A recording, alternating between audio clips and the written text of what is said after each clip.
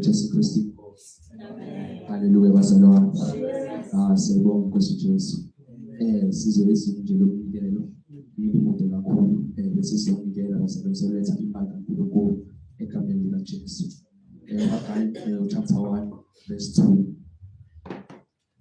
Haggai chapter 1 phambi kwaZefaniya kusizo Haggai egameni lika Jesu. Sizophakamisa izandla zethu ngamadolo sikukhothame ungenile besikudumisa umuso ungaka sizophakamisa izandla zethu ngamadolo sikukhothame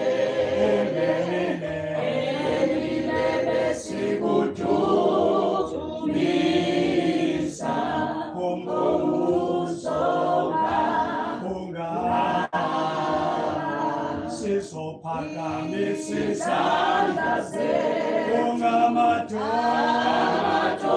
sikukhothame besikudumisa umbuso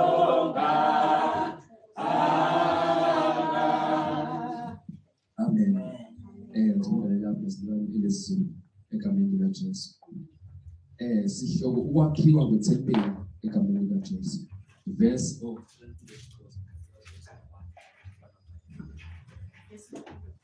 chapter 1 verse 2. Haggai chapter 1 verse 2 until verse 7. Incwadi kaHaggai chapter 1 verse yaqala. Umyalelo wokwakhiwa kwendlu kaThixo. Ngomhla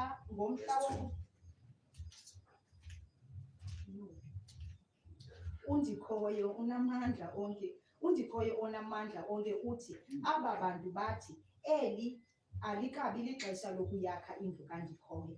Ke ilizwi likaNdikhoyo lafika kumshumayeli uHagayi lisithi, ngani ukuba nina nihlale ezindlwini ezifanelekileyo, kodwa yona eyam indlu inqunu. Ke ngoko utsho uNdikhoyo onamandla onke ukuthi ziqaleni indlela zenu nihlwayele kakhulu, nihlwayela kakhulu, kodwa nivune kancinane. Ewe, niyadla kodwa ningahluthi, niyasela kodwa ningoneli, niyambatha kodwa anifudumali, niyaphangela kodwa umvuzo wenu ube ngathi ufakwe engqoweni evuzayo.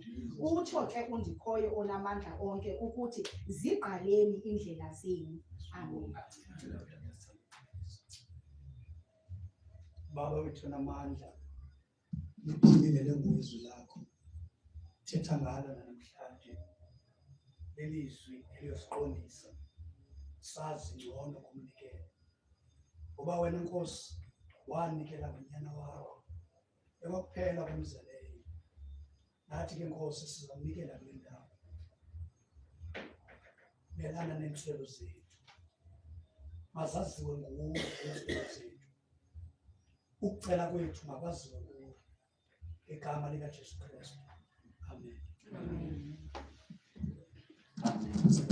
Jesu Kristu inkosi. Insizwa kaNkulunkulu ayabhala izwi kaNkulunkulu ukwakhiwa kwethempeli egameni likaJesu. So lithina izwi kaNkulunkulu afike kuprofethi uHagayi. Lathi ke na usho kanje uJehova uthi laba bantu bathi akabanga isikhathi sokuza isikhathi sokwakha indlu kaJehova. IBhayibheli verse 3. Wasufika izwi kaJehova ngoHagayi umprofethi lathi uyisikhathi sokuba nihlale ezindlini zenu ezembathisiweyo. Le ndlu iseyize na. Verse 5. Ngalokho usho uJehova uthi bekani ezinhlizweni zenu izindlela zenu. Nihlanyela okuningi ningenisa kwingqusana. Niyadla kepha nisuthi, niyaphuza kepha nineliswa, niyembathiswa kepha akekho ofudumalayo. Ozuza imali uzuzela isikhwama sakhe esibhobokileyo. Usho uJehova Sibawuthi uthi bekani ezinhlizweni zenu izindlela zenu egameni likaJesu. Izwi kaNkulunkulu bazalwane liyabhala abazalwane umprofethi kumagama athunywe uJehova uthi mawakhulume kubantu. IBhayibheli abantu laba bebecabangela izindlu zabo. Bakha izindlu zabo bethi akabanga isikhathi bana sibe namandla ukumisa indlu kaJehova. Kanti uNkulunkulu uthi sekuyisikhathana bakwazi ukumisa indlu yakhe. IBhayibhelana ke wonke umuntu kena wayenenhliziyo ukuyibhekela yena, but indawo yaNkulunkulu bayibhekela bangayinaki bangayikhathazeleli. IBhayibheli ke abantu bebesebenza le ndawo leyo ke, but ekusebenzeni kwabo akekho umuntu obanayo imali ukuthi ayigcine imali. Babesebenza imali iphela.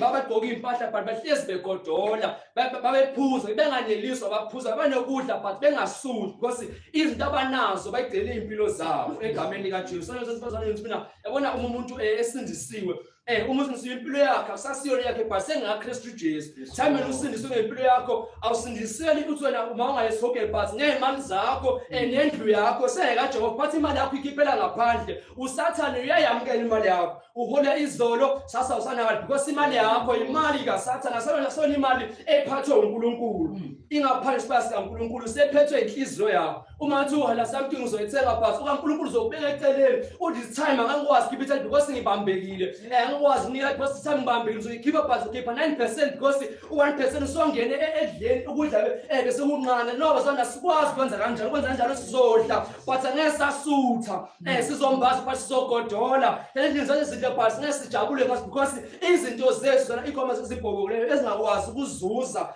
ukuphila egameni likaJesu. Baphilithena lana uthi uJehova Sibawuthi uthi bekani ezinhlizweni zenu izindlela zenu. So nje nisindisiwe imali baphela kuZaga imizekeliso lesikhosi. Yes kena chapter 3 usikena bekani uJehova ezindleleni zonke uyawubona izindlela zenu nasahambeni kwenu konke yakuba nani. Uthi loba izwi lakhe enhlizweni yakho noma uhamba uyalukhumbula. So ke uJehova uma nathi mayibhalise ehlelweni naseJehova endleleni zenu zonke abe senhlizweni zenu noma uhamba wasikena mina impilo yami uJesu wanikela ngenxa yami nami kwamele ukunikela kungabi inkinga empilweni yami. Ukuphila kwami kungabi inkinga ekunele kuThixo noma kuthona mali but kwamele unikele ngawuthi ekukholeni maNkosi Jesu nami uzoba khona. Uma kuyova nami ngikhona ngiyovakela because anginayo imali. No, asike nabangena imali ivakela ngenkani. No, but sizinikele enkosini uthi Nkosi Jesu ngomzimba wami, ngekhaya lami, ngemoto yami, ngayonke into enginayo ngeyakho. iBhayibheli libhalithela kuzenzo emaJerusalema banemoya munye.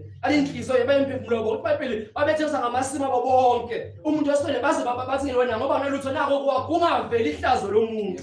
Banamhlanje siyakwazi ukusindiswa. Sifake insuthu Sunday, sifake insuthu egreen, sifake ebrown, sifake emhlophe next week. Basibe ngokuhlela phambi kwami, ongenama lokunikela, ongenasikhathulo. Manje sinayo pastor selikho besesebhobokuleyo. Angeke sawuthola umvuzo enkosini. Because icabanga inhliziyo zethu lezi ezinganeliyo bazalwane. Ayikase lanhliziyo yanele nangancane ayikase. Namhlanje ungayamhlawumbe yogathi sasizofuna mhlawumbe amahewu futhi ufuna lamahewu lawa eParmalat uthi hayi sengifuna lolu hlobo lolupho inhliziyo yakho ayineli vele but thamu ngoJesu impilo yami kodwa nemali yami ngifuna unikela kuwe thamu namakhaya no hayi mina imali kwamele ithenge isipika sokuvangela because imali yakho imali kaThixo singavangeli ngaphandle lekuzukusha amavoice ngemlomo wethu kodwa unomuntu endlini kaNkulunkulu osebenza kangcono but onemali ezuzela isikhwama sakhe esibhobokuleyo. Bazalwane masiphuele enkosini. Uma singanikeli futhi singakhiphi kweshumi asilenzi izwi. Noma singashumela noma singavangela noma singabantu abaningi but impilo zethu asikabhala encwadini kaNkulunkulu. Because uNkulunkulu umuntu owenza lonke izwi ongalikhipha lingaphandle ongakhesileli ngizwa ngcono liyangikhanfatha izwi lasingathi umuntu lamkhanfatha hlezi limlimaza ukuthi makalungise lapho limshaye khona.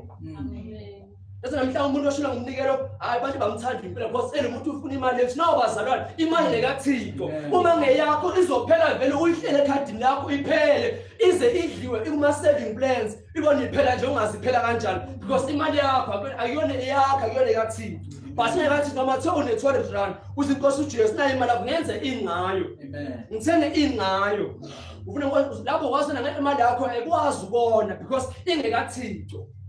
Namhlanje nabantu basindisiwe abamkhonza uNkulunkulu but bayawasupport amasiko ngemali zabo because akuyona imali kaThixo. Semali ngathi uyawasupport ama-service enkonzo, uyakwazi ukusupport imisebenzi kaNkulunkulu, uyakwazi ukunikela because uyimali kaThixo. Ngoba bazalwane umnikelo bazalwane usuka enhliziyweni yomuntu kodwa ititle ayisuke ngibele umuntu ayikhiphe vele. Oyisena ivangeli abantu akunitsana Lord sami ngibambekile angengikwazi. Namanje uhlelo nginakudla but mawukhipha imali kaThixo because imali kaThixo iyo futhi esezwini kaNkulunkulu. No bazalwane angithanda imali kodwa cela bazalwane senzeni izwi kaNkulunkulu. Sikena ehambeni kwethu sisindisiwe sikholwa basibe ngabantu abaligcinako izwi. Bazalwane eBhayibhelini balithi 10% alanciphisa 9.9%. Noma ngathiwa idleke kuwe ekhadi noma uyisendile wakho mhlawumbe ikuwe nje wathi manje ngathi ngisakwazi ukuthi nginama plans amane kudle ama plans wakho but imali kaThixo iphelele. Uma bona for example ubhekile bazalwane so nami nje aphinahlambuka ngenkulunkulu kakhulu uma sithi lapho nemali uthola imali yokuqala nje mele phuma imali kaThixo emalini yakho ukuze imali yakho yonke esele izokwazi ukubusiseka. Thamu uqala idingwane zakho zizokwazi idingo zakho ngempela because ngibubhadala iDStv vele uyimpilo uyabheka impuphu iphelile uthi uyabheka efridges alithi because uqale ezidingweni zakho wangaqali kuThixo. Imali abantu bakho kumele iphathwe nguThixo nomizebeni iphethwe uNkulunkulu uze ukwazi nemali manje uhlala nje nemali imali engapheli ebo imali engapheli wayo because uJesu uyicover ishila imali yakho impilo yakho icover ishila bazalwane egameni likaJesu singabi ngamasela singakhona endlini kaNkulunkulu sisindisiwe sikhonza simthanda uJesu but singamasela abantu abasimaJesu bashumayeza but sinaqala singamasela aboshiwe ngezwi kaNkulunkulu angaligcini izwi kaNkulunkulu. Izwi lamele liphile bazalwane and izwi lamele uhanjwe ngaphezulu kwalo noma ngathiwa linjani but kumele ulenze wena noma ngathiwa livulisa ubuhlungu nje ngosuna ngepayday uza kodwa izwi mina ngiyalenza. Bazalwane uyayila kakhulu bazalwane title uthi njalo uthatha ubheke nje asathane athi bheka ubheke 7000 bese ukhipha 700 ukhipha ititle uqale manje ungabazi uthi uyabheka uthi angina rock anginaqhiya anginantethizeni uthi hayi manje uzoyishaya 500 mabomu nje lapho uwenza isono kumele uhlambuluke uthi mhlawumbe imali eshoda uNkulunkulu isono bazalwane egameni likaJesu Jesu Kristu inkosi sonikela amen. Abamqondi kuye